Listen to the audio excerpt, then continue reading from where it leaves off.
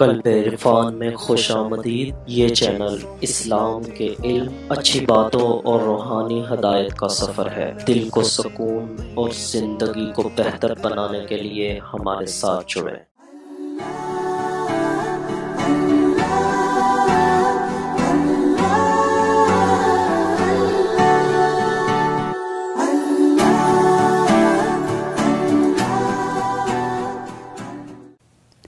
اس کے بعد صحیح مسلم میں دوسری حدیث، وہ بھی ام المومنین حضرت عائشہ صدیقہ رضی اللہ تعالیٰ عنہ سے مروی۔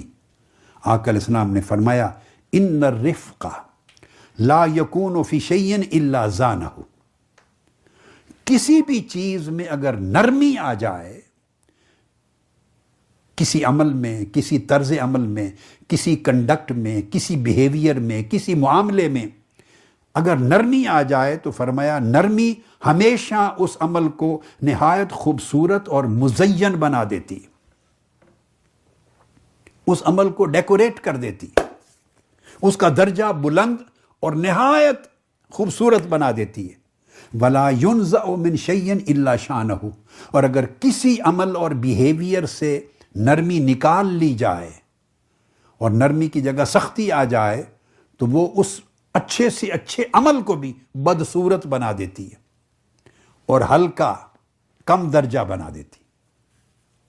گویا نیکی عمل کو حسین کر دیتی ہے اور سختی آ جائے نیکی کی جگہ تو عمل کا حسن چھین لیتی، حسن چھن جاتا۔ پھر تیسری حدیث جامع ترمذی کی حضرت ابو الدرداء رضی اللہ تعالیٰ عنہ سے مروی۔ آپ فرماتے ہیں آقا علیہ السلام نے فرمایا قال من اعطی حظہ من الرفق فقد اعطی حظہ من الخیر، جس شخص کو اس کی طبیعت میں، مزاج میں جتنی نرمی دے دی جائے اور نرمی کا جتنا حصہ اس کو عطا ہو جائے اس قدر حصہ اسے خیر کا مل جاتا ہے، اسے اتنی خیر مل گئی۔ وَمَنْ حُرِمَ حَظَّهُ مِنَ الرِّفْقِ فَقَدْ حُرِمَ حَظَّهُ مِنَ الْخَيْرِ، اور جس شخص کی طبیعت اور مزاج سے جتنی نرمی کا حصہ کم ہو جائے، نرمی جتنی کم ہوتی چلی جائے، اس بندے کی زندگی اور شخصیت سے اتنی خیر کم ہوتی چلی جاتی۔ ہمارا حال کیا ہے؟ بدقسمتی ہے، ہم رسمی عبادتوں پہ زور دیتے ہیں۔ دیکھیے ایک طبقہ تو وہ ہے جو دین کے عمل سے، طاعت اور عبادت کے عمل سے دور ہے۔ وہ طبقہ جو دین پر عمل کرتا ہے، مذہبی مزاج رکھتا ہے، دین کے اعمال، عبادات، طاعات اور معاملات بجا لاتا ہے، میں ان کو ایڈریس کر رہا ہوں۔ آپ کا تعلق اس طبقے سے ہے جو دین اور مذہب اور دین کی اخلاقی، روحانی طاعات اور عبادات کی راہ پہ چلتا ہے، مگر ہمارا پورا فوکس اس کی رسمی شکل و صورت پہ رہتا ہے۔ اس کے اندر ہمیں سوچنا ہوگا کتنے لوگ ہیں کہ ہم عبادت کا عمل ہو، طاعت کا عمل ہو یا کسی کے ساتھ انسانی حقوق العباد کے درجے میں کوئی معاملہ کا عمل ہو، ہم میں سے کتنے لوگ ہیں جو سر تا پا نرمی کے ساتھ ہر عمل کرتے ہیں؟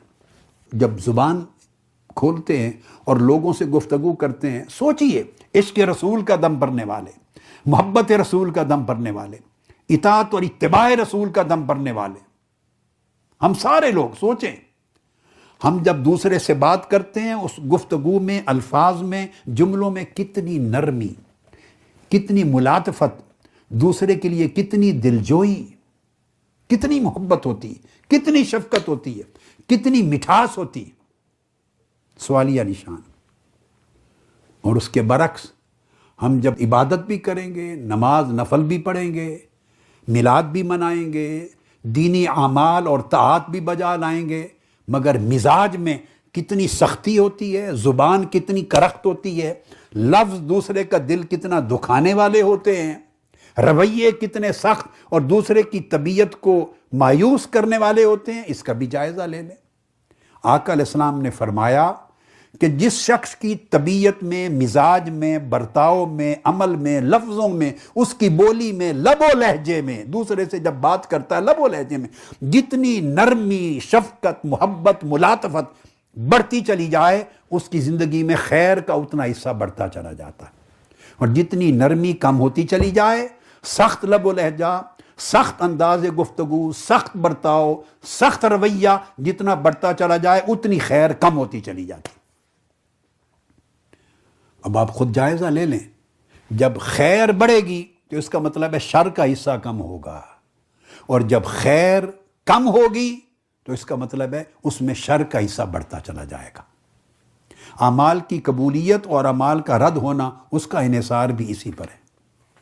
یہ میں نے جو بیسک اصول عرض کیے ہیں آقا علیہ السلام کی سیرت طیبہ اور قرآن مجید کے ذریعے ان کی تفہیم و توضیح،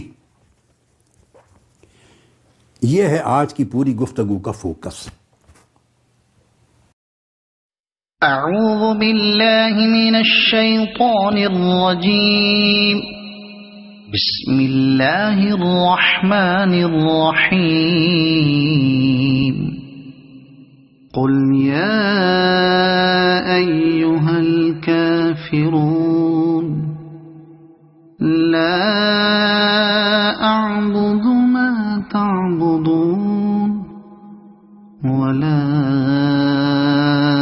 انتم عابدون ما اعبد ولا انا عابد ما عبدتم ولا انتم عابدون ما اعبد لکم دینکم ولی دین۔ صدق اللہ العظیم۔ اعوذ باللہ من الشیطان الرجیم، بسم اللہ الرحمن الرحیم، قل هو اللہ احد اللہ الصمد لم یلد ولم یولد ولم یکن له کفوا احد۔ صدق اللہ العظیم۔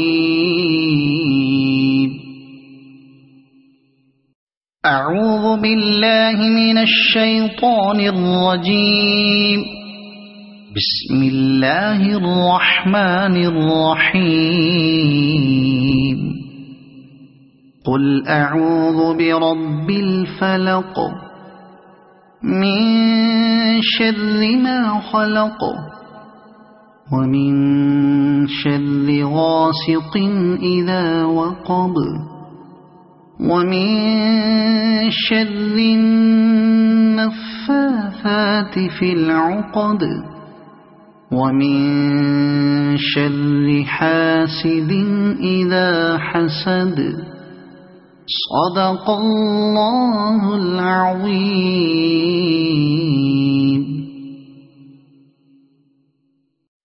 اعوذ باللہ من الشیطان الرجیم، بسم اللہ الرحمن الرحیم، قل اعوذ برب الناس